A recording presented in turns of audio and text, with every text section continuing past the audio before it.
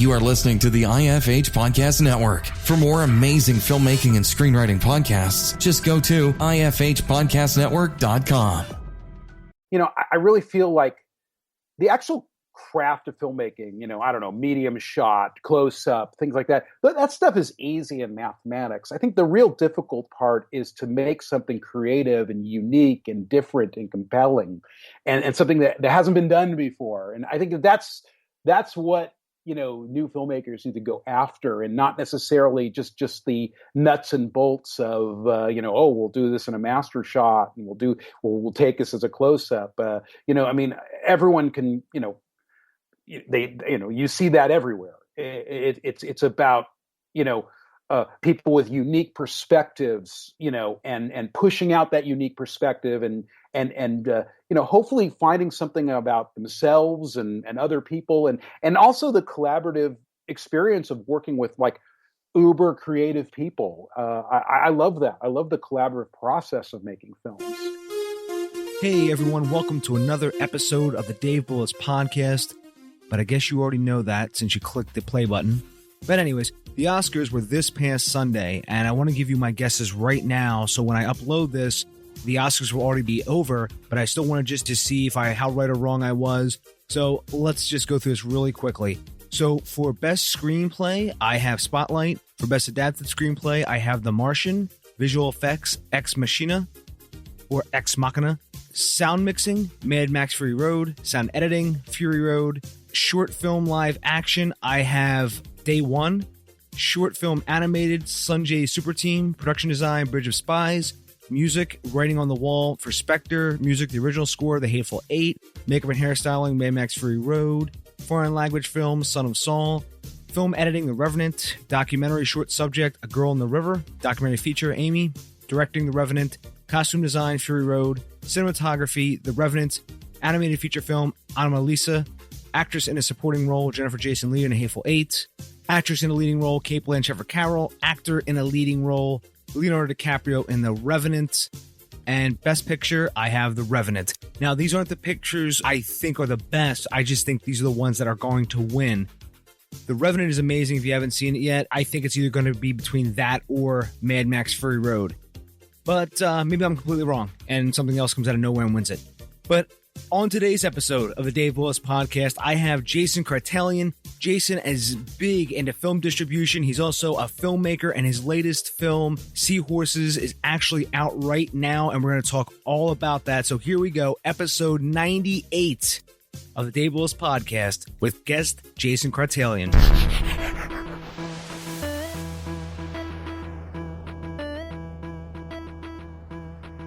You're listening to the Dave Bullis Podcast.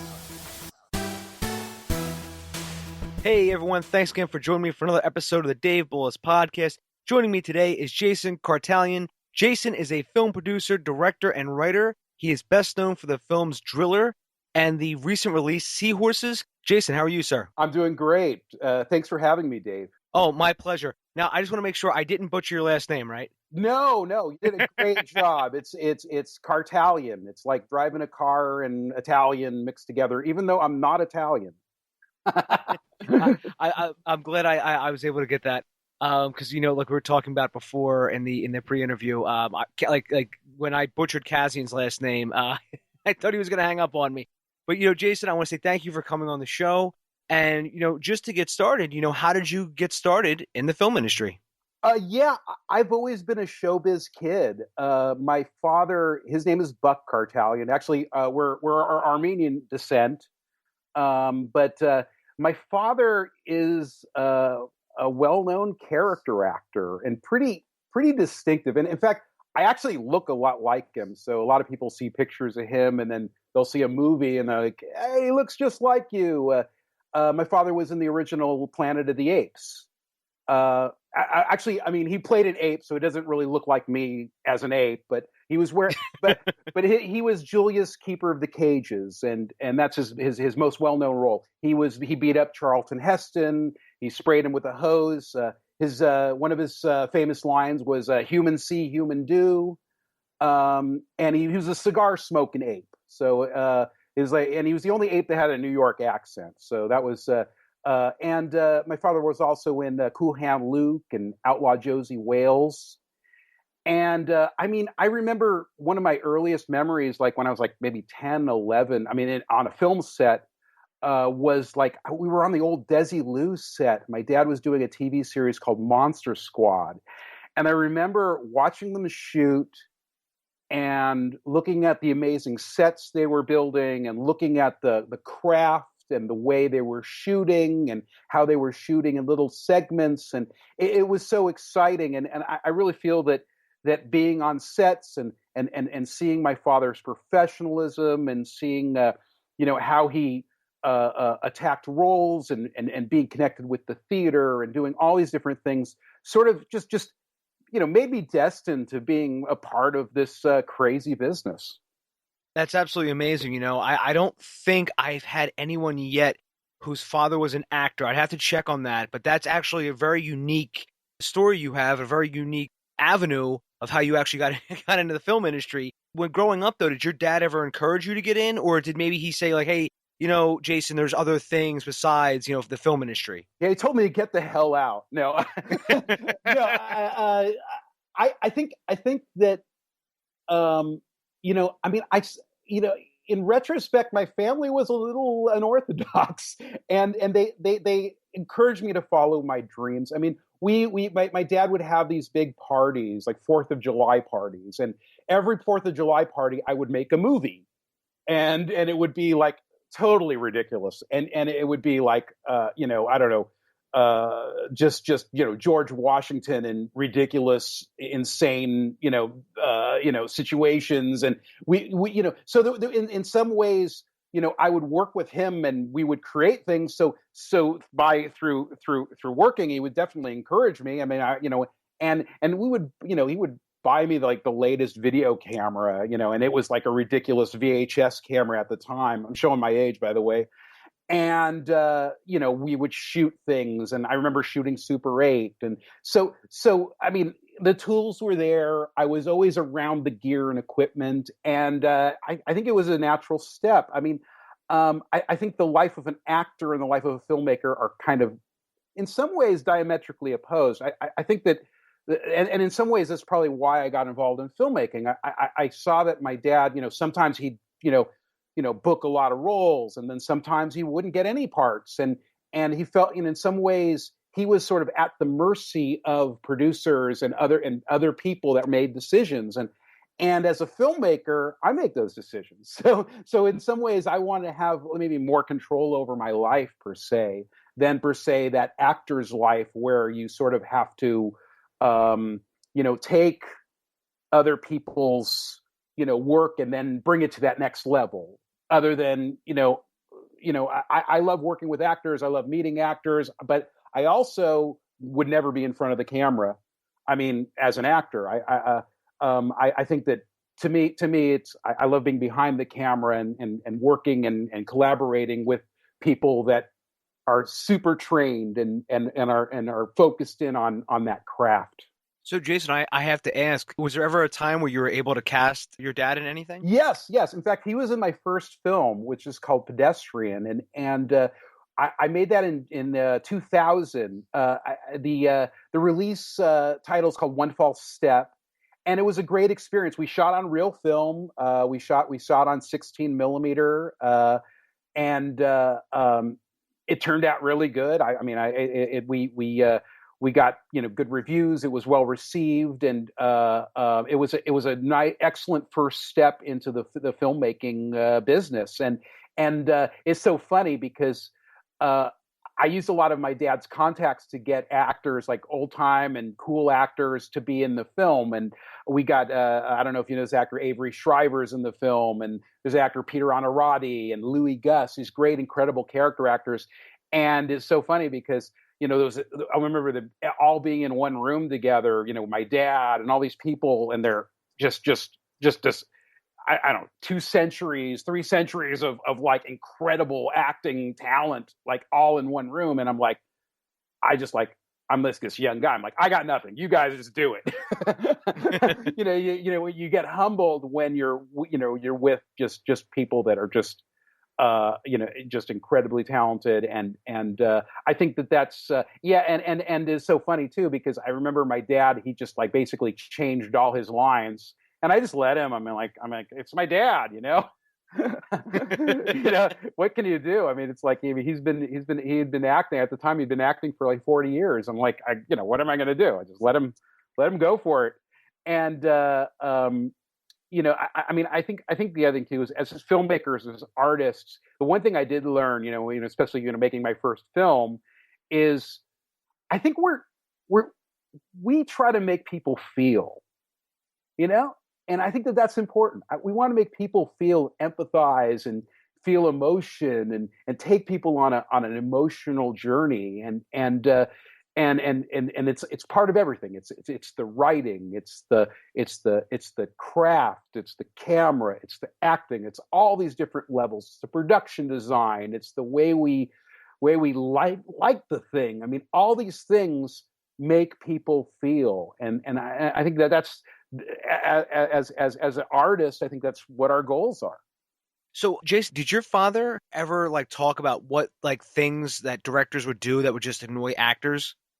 I think, I don't know. I don't know if he ever talked about he was so professional. He never complained about anything. He was just happy to work. I mean, he'd work for free. He'd do like a play. I think that, most actors probably are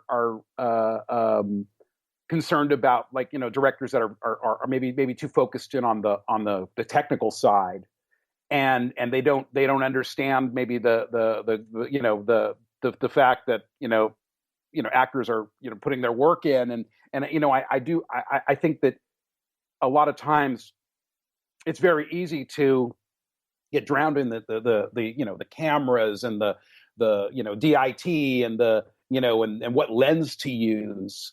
But I mean, honestly, we're all trying to work with truth, and if you have a master shot with an incredible performance, I don't know, it doesn't matter what kind of lens you're using. You've created some kind of truth one way or another. So I think I feel like it's important to be a part of the tools and understand the tools, but also it's important to understand the human side, and hopefully everything's working together. So I think every actor has a different process. My dad was all into rehearsal. I think that's where I got rehearsal from. I mean, when I was making my feature Seahorses, I worked with my actors for a couple of months before we shot. And it was a great experience, to sort of work it out like a play before we shot, because, then all the work was done before, we had to worry about all the technical side after that. So and you build trust with the actors. I think that's important. So I just think that, understanding that everyone has a role in making a film. Everyone's basically serving the script. Everyone's part of the tapestry that makes maybe a beautiful experience. Very well said. I just generally ask that because I know, I don't have many actors on this podcast, but I've always, I just worked, but talking with many directors, a lot of times directors will say, that's what I do with rehearsal, because I have to see how to direct each actor. Because, like, for instance, when I had on, I'm going to forget his name now. But when he was on this one I'm thinking of in my head, he directed Ron Perlman, and he was like, and he was a little taken aback, and then he was like, Ron was just like, look, just tell me if you want me to go faster, slower, whatever. He's like, and I'll handle the rest. And I think that's what a lot of times directors do, is that we have to sort of find out the actors in the room and figure out how exactly we're going to direct this. And like you said, you rehearse it a lot. And that way, when you finally get to shooting, you're not wasting a lot of time on set. I really think it depends on what you're doing. Like when I was making my horror movie, it was a lot about, we were like working with certain tropes, and we were doing things that were like, you want things pacing wise to move very quickly. With Seahorses, it's a sort of kind of art film, romantic drama kind of and we were definitely working with moments, and so it was about sustaining moments, and sometimes you can say way more with a look and a pause than you can with just a pacing thing. And I really think it really depends on the what you're doing, what your needs are, in the piece. I think what probably drives a lot of actors crazy is probably doing a lot of takes. It's so funny. I remember way back when I was helping a friend, and it's funny. I was like, he's like, "Oh, we need an extra," and I'm like, I'll do it. And I was sitting there, and it was like a scene where the actor was entering the doorway, and they had the actor enter the doorway like, I don't know, 25 times. And I was just, I was like, I don't know, I was drinking a beer, it was in the background, but I was watching. And when I saw the finished film, I'm like, wow, they did a lot of takes of that guy entering the doorway. They went up there. I mean, it was almost like, 4 hours of them getting a shot of this actor entering this location. And when you see the film, the actor's already in the location. They never, they never used that sequence. And so it's kind of a thing where it's like, if you can serve the actor the best way, what's the most important thing? Maybe the actor's performance, maybe the actor, these important lines, these things, maybe take the time with the important meaty stuff and transitionals and things like that. I mean, they may be, out the door, but the most important stuff is the meat of the piece. And so, maybe not necessarily, preserving the actor's energy and not making a million takes that are exactly the same, and and maybe having a very, very a tight shooting list, so you don't have to shoot from every single angle known to mankind. Sort of preserving the actor and also preserving the crew, and being able to handle, especially on a low budget set, being able to shoot I don't know, 8, 10, 12 pages a day. And I've seen that too, where, some filmmakers shoot way too much coverage of a particular scene or a particular action, like, an actor walking into a location. And then you watch the final film or the finished film, and it's, it's not, none of it ever made it. And you're like, oh, well, that was an entire day well spent. But, Yeah. I've been there myself, and I'm guilty of that as well. It's funny. The always thing I do, and this is like really funny. It's like, okay, let's shoot everything in a master shot. So if the police come, if there's some emergency, if the actor gets sick, at least we can cut the master shot into the movie. We got the scene. so I'm joking, but I'm sort of serious too, because a lot of times, you at least get the story down. That's, especially when you're fighting the clock, and making films at the level that I've made films, they're small miracles that they get done. Everyone I have on here, there's always a whole host of things that sort of had to align just so they could make a movie, whether it was a student film or, even when they have a pretty sizable budget. It's always like, everything sort of has to align just right, because, usually you start off, a pretty good attitude about everything, and then gradually you get beaten down, Jason. You're like, I'm done with filmmaking. I'm never making a film again. And then, 6 months later, you're like, I got to make another film. Well, it's a sickness. So, yeah, and it. So, but it's funny. I remember when I was making Driller, it was so funny because it's like we shot at night.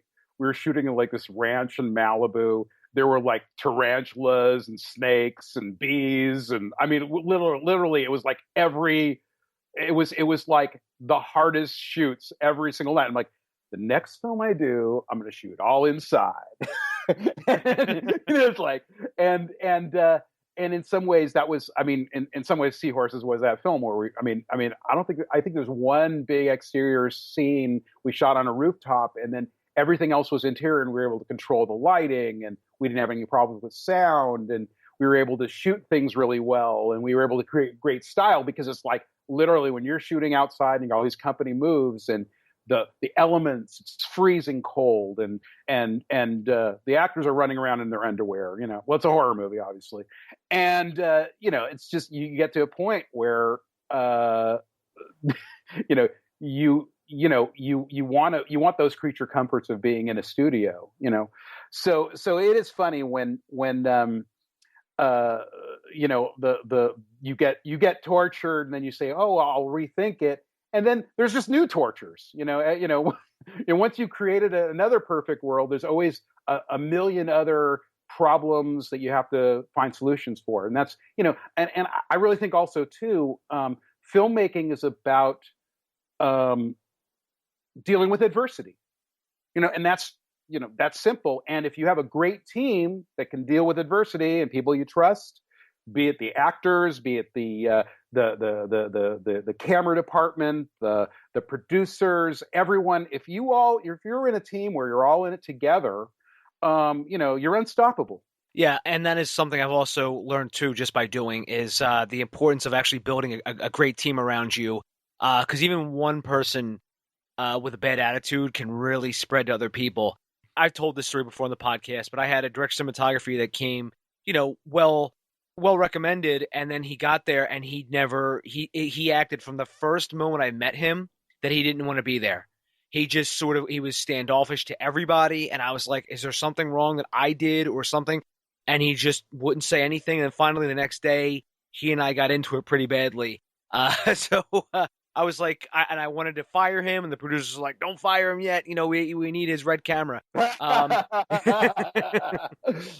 Well, but I completely get what you're saying, Jason. Well, the other thing too, it's really funny because I mean, again, I had a wonderful job. I went with Seahorses. We worked with this very talented DP named Basil Moroner, and he was great, and we have a great working relationship, and we're going to collaborate on the next film together. But I have like this sort of secret weapon. My secret weapon is I can shoot, and generally we're using my own gear. So if there's ever a problem, I mean, I think that's the other thing too. It's like literally when they say, "Oh, I can't like this," I'm like, "Yes, you can." We can't do this. Yes, you can. Oh, well, if you can't do it, I can. Do you want? Okay, I'll go ahead and light it. I mean, literally, if you have the knowledge, at least know, certain basics of how to operate the camera, how to turn it on, how to make sure that the lighting's proper. I mean, worst case scenario, when all hell breaks loose, okay, I can run the soundboard. I can boom the actors. I mean, maybe it comes from just being able to do it all in one way or another. And I think that's helpful. I think it's important as a director, especially when you're working with, in the indie film budgets, it's important to know everybody's role and to understand how to set up a C-stand and, all sorts of like little dumb things that end up being, not dumb when you need to do them right away. So again, I think that's the other elements. I think my understanding of cameras and lighting and lenses, I think help the product of what I'm after. I mean, I generally don't want to be the person being the cinematographer. I feel like that's a separate job. Cinematographer does really set the pace for the shoot. So it's really important that you're hiring and working with somebody that, you trust and how they work. Because you don't want to be in a situation where you're being held hostage by anyone. You want everyone to be on the same page and everyone to be excited and everyone to understand the story and everyone to understand the theme. I think that's the key to making an interesting film. Yeah, very true. And you're speaking about being held hostage. One of my friends of mine, he was actually held hostage by a director of cinematography, because it was the last day of filming and the director of cinematography had all the footage and everything and said, I'm not coming to the shoot today unless you pay me X amount of dollars. Apparently, now, from what I gather, I've heard multiple versions of different points of view of the story, and apparently there was something agreed to at some point that the director, producer didn't remember, obviously it's a he said, I said, you said type of deal. But, that is one thing where I've been like, how you avoid being held hostage, or at least one thing that helps being avoid held hostage is having people sign contracts. Yeah. I was actually going to say the same thing. There's two lessons you can learn from that story. Number one, make sure everything's down on paper, that there's a crew memo that everyone on the set signs, so that there's a relationship and also part of the chain of title of the film. That's all distribution stuff. And then also the other lesson you learn is make sure you get the footage at the end of the day of every shoot.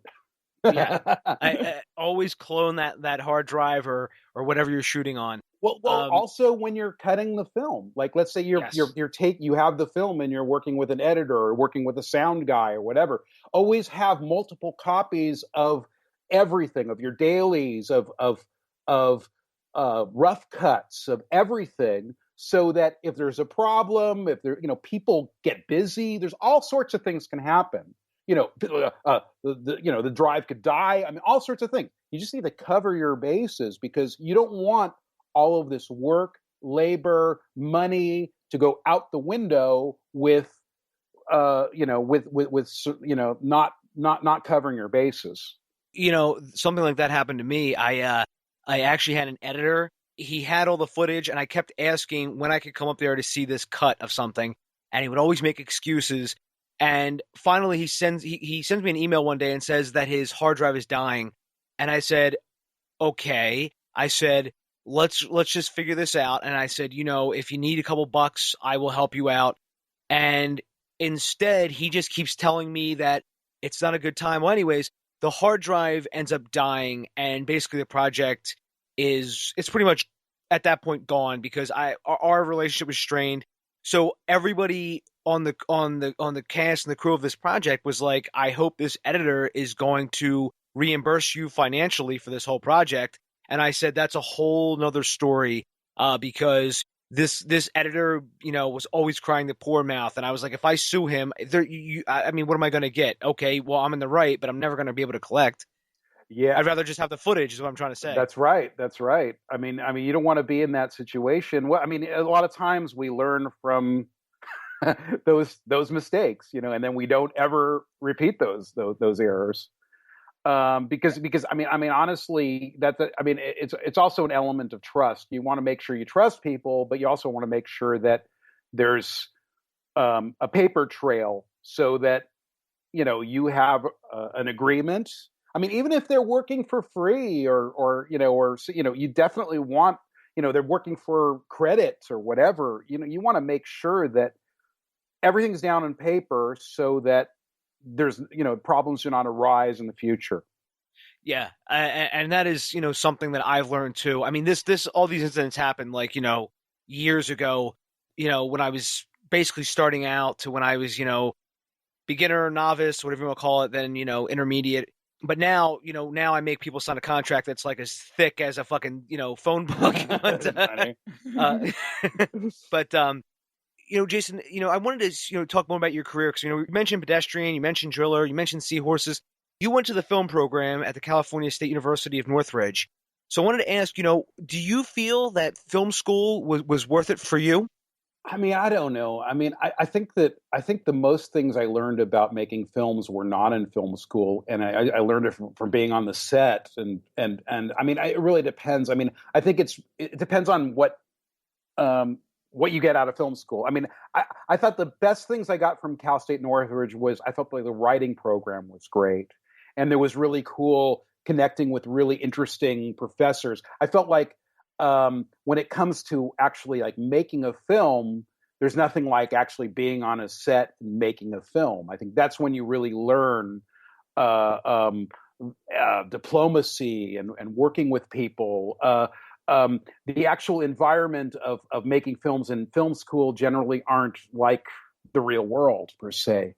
And I mean, obviously, connecting with people and, in school and working with people and making contacts, like, I don't know, at USC or, or the American. I remember I audited some classes at the American Film Institute, and I thought that was seemed like a great program because it was like a film classes taught by like working filmmakers. I mean, I think that the world now with like podcasts like your podcast and other podcasts, people can create their own film school by just learning from people like ourselves talking about the craft, and then making their own films, or volunteering to be on a film and seeing how it's done. I really feel like the actual craft of filmmaking, I don't know, medium shot, close up, things like that. That stuff is easy in mathematics. I think the real difficult part is to make something creative and unique and different and compelling, and something that hasn't been done before. And I think that's what new filmmakers need to go after, and not necessarily just the nuts and bolts of we'll do this in a master shot, and we'll take this as a close up. I mean, everyone can you see that everywhere. It's about people with unique perspectives, and pushing out that unique perspective, and hopefully finding something about themselves and other people, and also the collaborative experience of working with like uber creative people. I love that. I love the collaborative process of making films. So I don't think that element is really taught in film school. I think there's more of a view of, we're making a film like a studio. You're the director, you're the cinematographer. In indie film world, a lot of those lines get blurred. One of the things, I always ask people who went to film school if it was worth it to them. And there's only been a handful who've actually said, yes, it was worth it. Everyone else kind of gives an answer like, well, I'm not entirely sure. I study a lot of how colleges work, and also about, where they pull their curriculum from, where they pull their professors from. Because when I was going to college, that's one of the things I've always wondered. I was like, where do these professors actually come from? So, as I see the curriculum being built a lot of the times, here's the problems that I see. And number one is they hire professors who have a PhD but have no real-world experience. So what they do is, they'll graduate with a bachelor's, they go right into the master's program. They go right from the master's program, spending, 4 or 5 years, whatever it is, to get a PhD. And then they go right back into the college system to teach from the beginning all over again.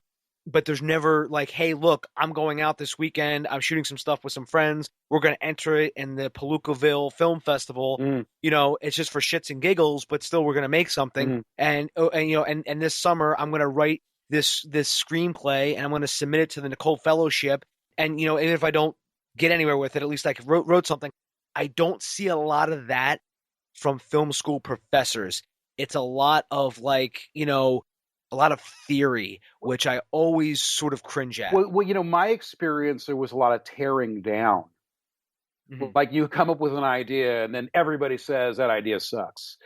Sort of a thing where, a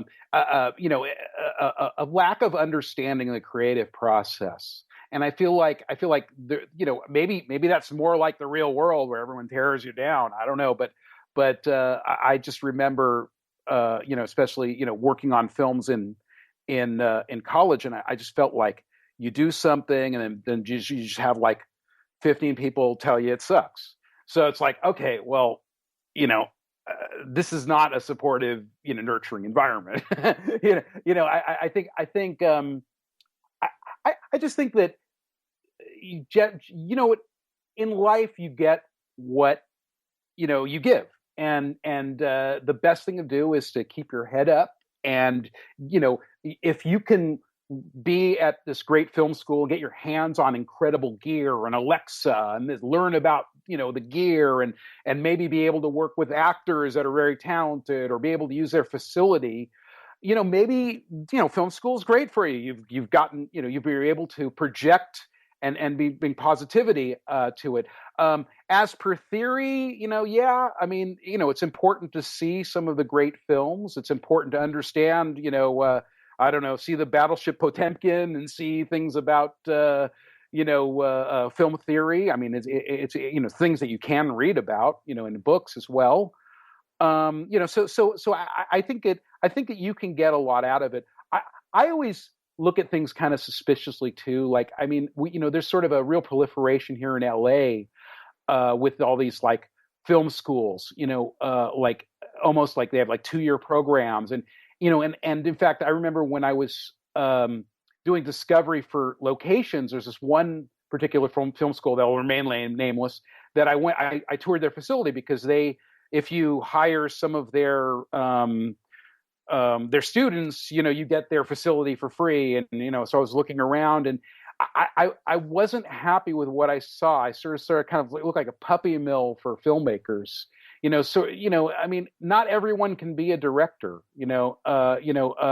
and it seems like there's really emphasis on, yes, you can be a director. I mean, I understand, and I think that, people are born to, certain people are born to lead and tell their stories. And some people, maybe are better at doing other things or bringing their creative impetus to, contributing. But yeah, there's definitely an emphasis on, oh yeah, you're going to be, the next Spielberg or this or that. And I don't know if they necessarily give a real world view on the filmmaking process. That's actually a good idea where you can actually use their facilities if you hire their film students. I never have heard that before, but that's actually a good idea. I know a lot of colleges now, what they try to do is establish relationships with like radio stations or local TV or what have you, and then they do it that way. And one other thing that colleges do that also makes me cringe is they get people who have experience like a TV news person and try to have them teach like a filmmaking course. And I've actually seen that, Jason, and needless to say, it ends pretty badly. It doesn't end well for anybody involved. Well, and I remember as a student when I was going to school, it was very difficult for me to relate to a sort of a career professor. I much rather connected with people that had actually made films, and so we're actually in the business. So and there are definitely people that a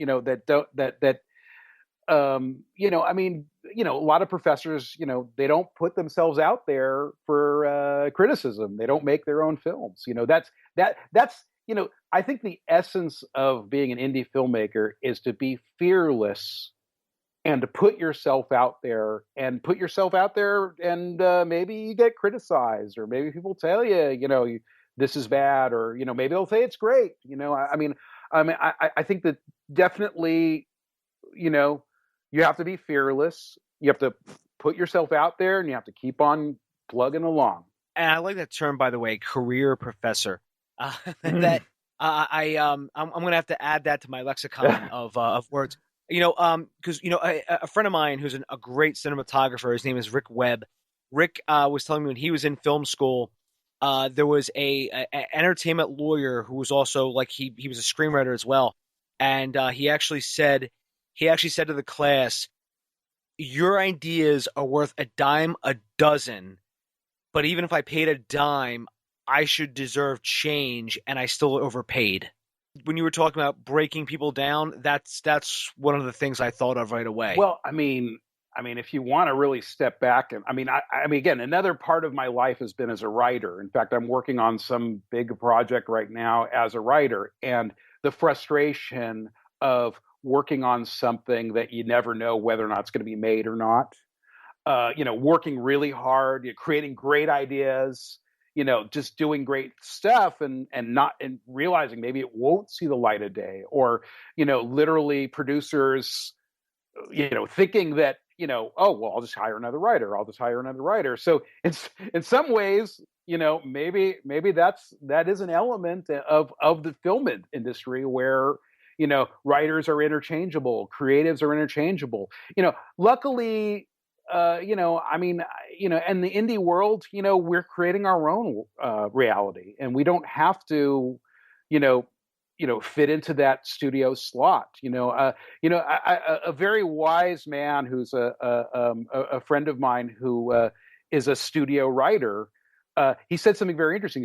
It's like the writer that gets credit on a feature is the one that writes, or no, the last I'm killing this now, but the last person to write the script or to get credit for the script is the shooting script is written at 4 a.m. in a hotel room. Basically the last writer that gets it is the one that ends up putting it out on the screen. And it just seems like there definitely is, especially with writers, there's a lack of in this. I mean, there are obviously definitely people that are well respected, but there's definitely an element of not respecting writers or being able to plug other people in or into a thing. I think it also comes with working with formulaic stuff that doesn't have an interesting perspective, or something that's, if you're working on something that's a big action picture, you have people that, that write a certain, terse certain way that, visually works with that action. And you can basically find someone else that does similar type of work. When we're working with, let's say, like, I don't know, elevated horror, or working with art films, or films that, festival films, or films that, have a certain interesting perspective, then you're working with people that, you can't replace because they have a singular view, and it's beautiful and special, instead of maybe, let's say, okay, this is where, everything blows up, this is where, I don't know, the, Iron Man, kicks shit out, away from everyone. I don't know. So, I think that there definitely, I've felt the tide of, being in that world where, you're working on something and you feel like, oh, well, it could be me, but it could be somebody else. And I'm just going to keep, if I'm getting paid X amount of dollars, I'll just keep on working and presenting my work. If they like it, they'll like it. If not, it'll be rewritten again. I mean, how many times do studio scripts get rewritten over and over again by multiple writers, and most of them don't get credit? Yeah, very true. Yeah. Very true, my friend. And I wanted to ask you, speaking of this whole writing process, you've written all the movies that you've directed. Yes. And I wanted to ask, what exactly, is your writing process, Jason? Do you subscribe? I mean, do you outline a lot? Do you subscribe, to the whole save the cat method or not? So, if you could take us through your writing process. Well, I like cats. They're nice. Well, again, I mean, I don't know. I mean, I remember being really focused in on Sid Field. And I like the idea of plot points and the idea that where the action gets swung in different directions. And I remember I did a lot of writing when I was younger, and just constant, like really rating like mainstream, 3-act structure. I don't know. Sometimes they say an 8-act structure. I mean, whatever. But the 3-act structure situation, and a lot of times, like when you're working on TV, there's a very, very focused structure you're working with, where you're writing into commercial breaks. So definitely everything has a certain structure. That's why everything starts to look the same. When I was focused in on Seahorses, I mean, obviously, I was thinking about an act structure, but I wasn't focused on the act structure. I think it was more important to create moments. And then once you have a certain beat and a certain element, there comes a time, like kind of in a more organic way of swinging the action into a different place, like creating a problem right from the get-go, okay, and then making the problem shift into something else. I mean, I think Seahorses is an interesting film because it sort of has a dual protagonist situation. I'm sort of working with two different plot lines that sort of collide.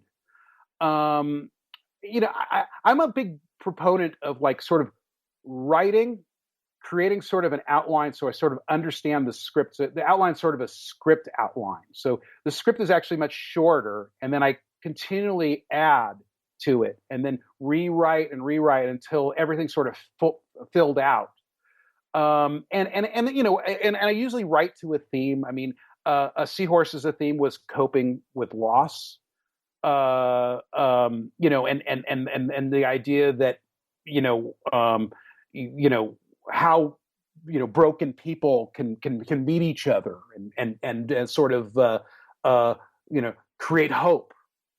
I think working in kind of an organic way and not necessarily setting everything down in concrete allows the characters sort of to guide you through the process.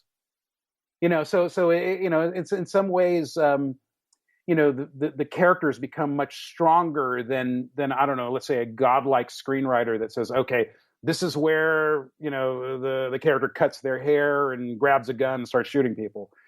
Instead of doing that, it's like, well, why would they go ahead and do those things? What would lead to those to this character to do these things? So it's a relationship to plot and character at the same time. I don't know if I'm talking in circles, but that's how I write. I write in circles, and then I continually edit so that everything is sort of tight. So how quickly do you usually just get out that first draft?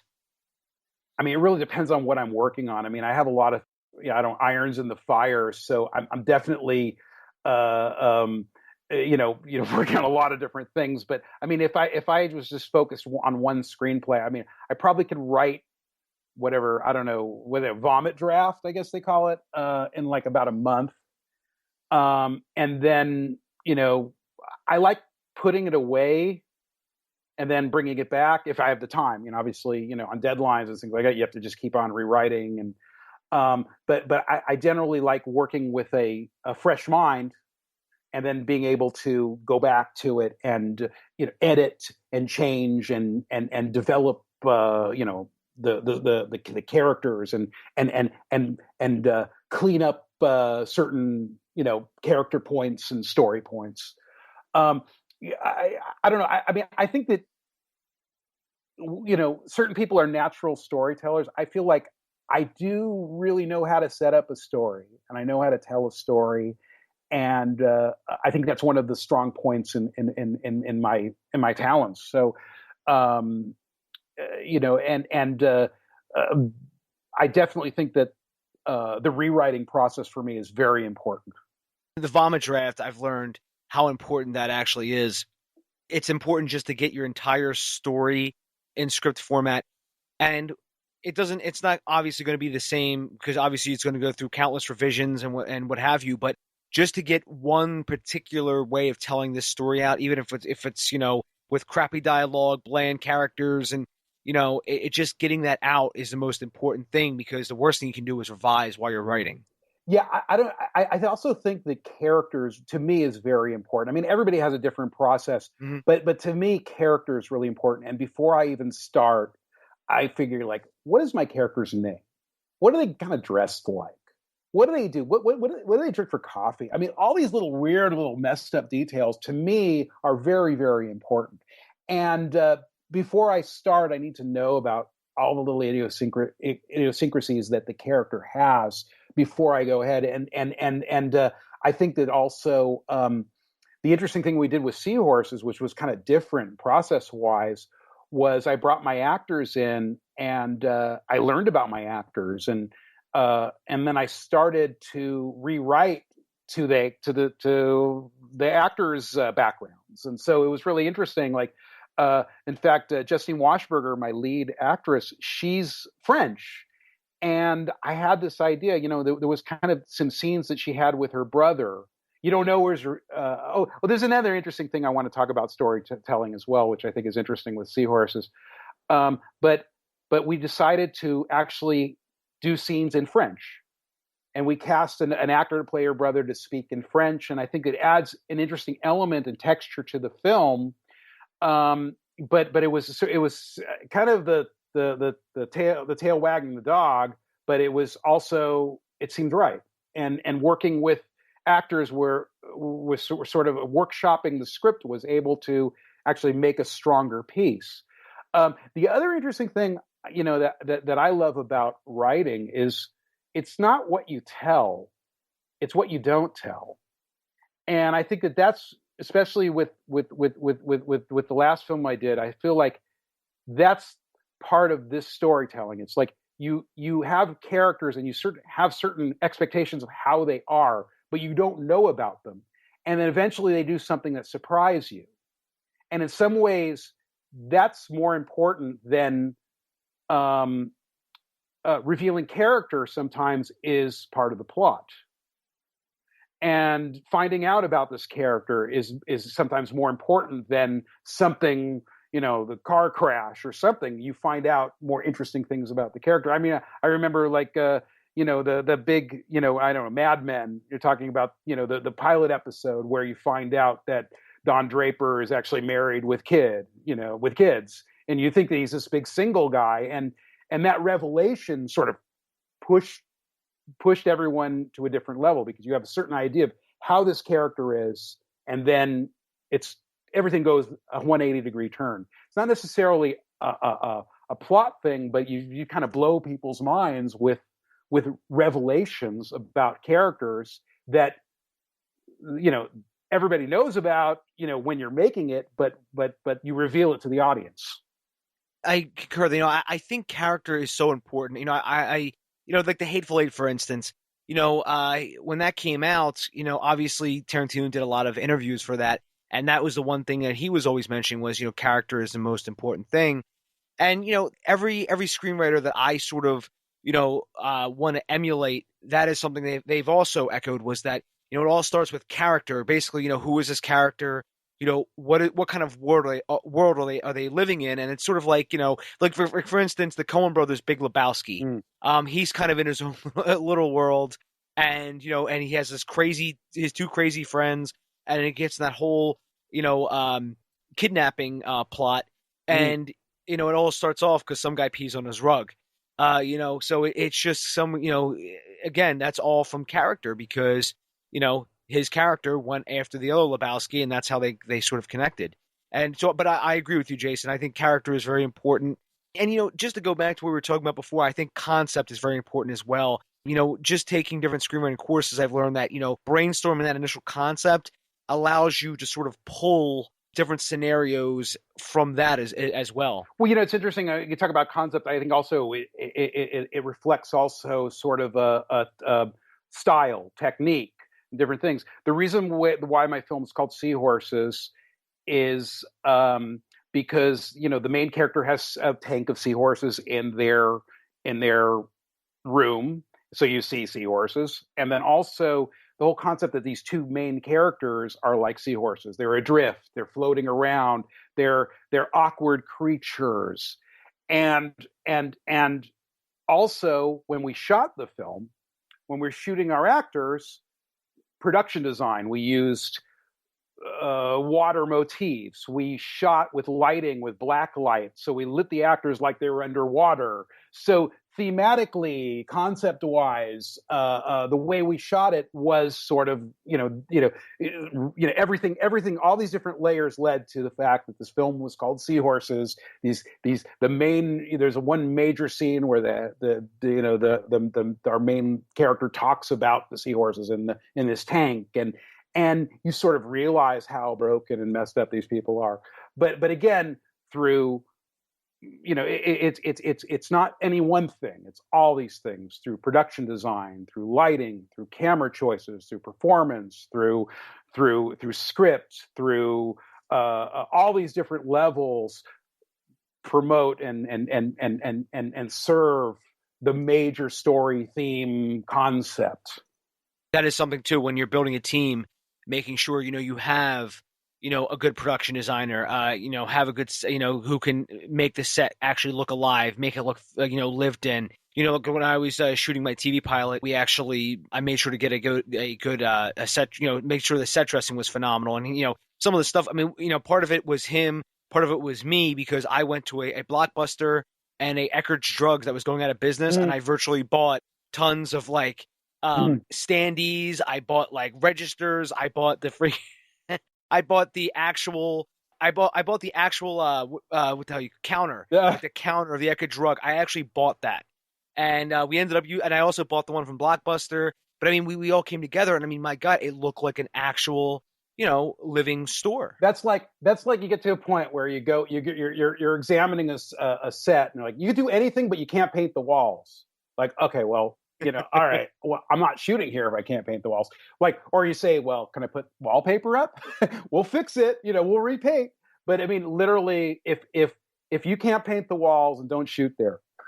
I mean, literally, I mean, that's because that was the thing. I mean that when you're making a film, you want the film to look like a real film. You don't want to you make it look, oh, well, we borrow. I mean, obviously, I understand, maybe you don't have the resources, maybe you can't paint the walls. Okay, I understand that. But if you want to go the extra mile, you want your film to look like a real film, you have to make certain efforts. You have to put money into the budget for production design.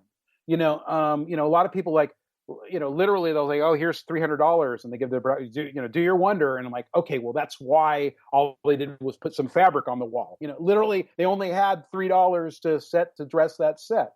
I mean, obviously you need to work with professionals, but you also have to give those professionals the tools so they can sing and so they can realize, your vision. And so I think that's important too, to make sure that, you have an understanding that, stuff costs money, and you gotta, if you want, you want your thing to look great, you can borrow, you can do lots of different resourceful things. I mean, obviously, it was a good thing that all those blockbusters went out of business, so you could you can buy all their furnishings. I bought like tons of backs of the movies and stuff, and somebody actually went through and doctored a lot of them up.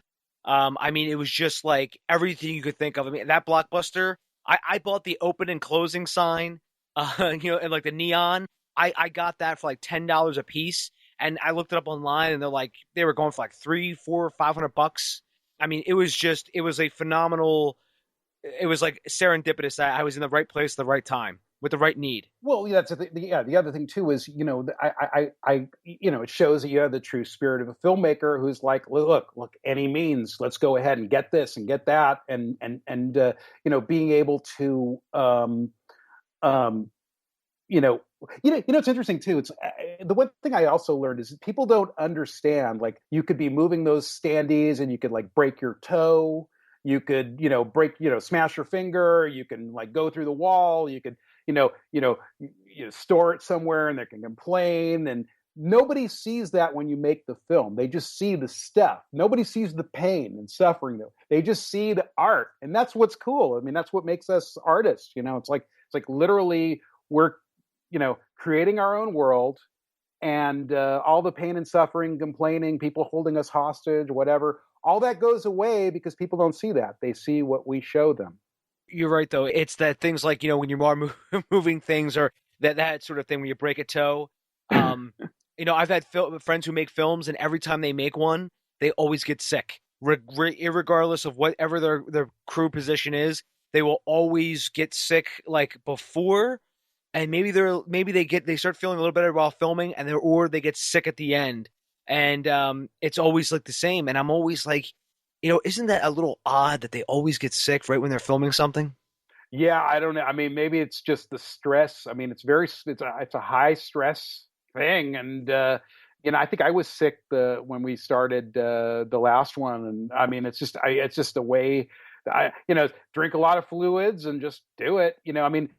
The nice thing about making an indie film is we shoot them in such short number of days. Eventually, it's over. It's over a lot faster than the big budget films where people are like stuck with each other for 6 months. Yeah, yeah.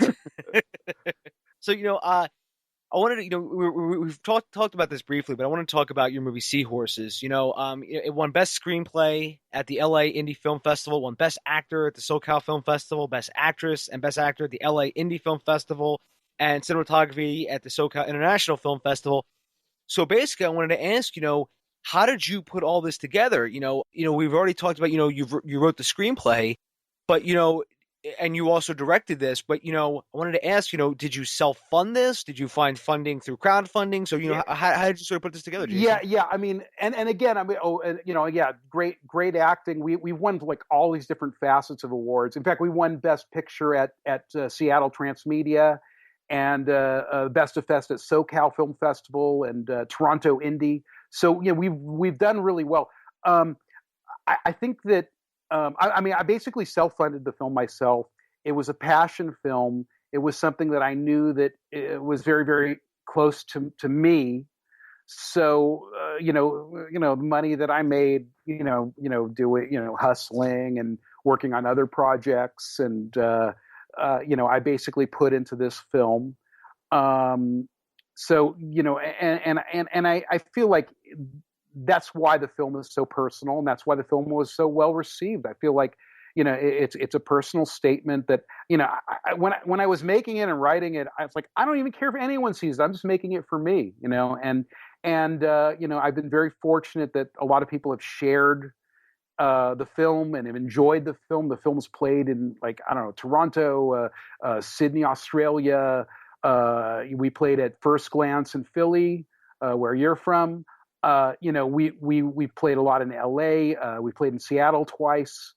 It's great that people have enjoyed the film, and I'm also very happy to share the film because right now we just got on. We're on iTunes, Google Play, and Amazon Instant, and you can go ahead and check out the film. I think it's a good film for people that are involved in indie film to see what you can do for very little. It's a very small film, but it's amazing. I mean, we played a beach in Hawaii, with films with, I don't know, 10 times the budget, because it's a special little film. Everybody involved worked on it for all the right reasons.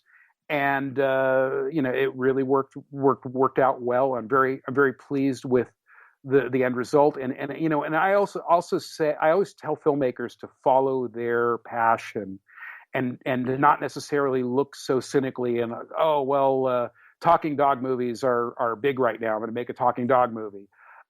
Make something you're passionate about. It takes years sometimes to make films, and if you follow your passion, you'll be much happier. I concur, Jason. I think, as I was saying before, that's something that a couple years ago I knew what my passion was, but there's a leap that I was sort of stuck on making, if you know what I mean. Mm. Like I knew I could see the landing zone, so to speak, but I didn't want to make that jump because it takes a lot of effort to make that jump, and sometimes you're mentally psych yourself out. That's right. Yeah, you mentioned the First Glass Film Festival. Bill Ostrov, I don't know if you got to meet him, but I always see Bill on social media. He's always tweeting out a ton of stuff, and I always hear good things about the First Glance Film Festival. Yeah, Bill's great. And no. In fact, he's based here in LA. They have First Glance LA and First Glance Philly. Yeah. And it's really interesting when you get this is probably another total podcast situation or another subject, but when it comes to film festivals, I mean, you get a lot from different film festivals, and with First Glance, he supports the films, and it's a lot about Twitter, it's almost a ride. Leading up to the film is just as great as the film festival because you really everyone's promoting each other, and there's a real camaraderie with filmmakers and connecting with other people via social media and via Twitter. And I know with this film festival that we premiered at Dances with Films in LA, it was a lot about, Facebook and pushing things out with Facebook. And so, it's like each film festival sort of has a tone it sets for where the social media, works with. And in some ways you get kind of for me, it was like each festival I learned a new facet about promoting work and getting people excited about your product, and I feel like First Glance is a very well programmed festival. I mean, I only submitted to festivals that that had been around a long time, and I felt like would be good showcase for the film. And we did great. We had a great experience. Eventually, film festivals started inviting us to and paying our expenses to get to these festivals. So So things really worked out with this film, and I'm very pleased to share the film.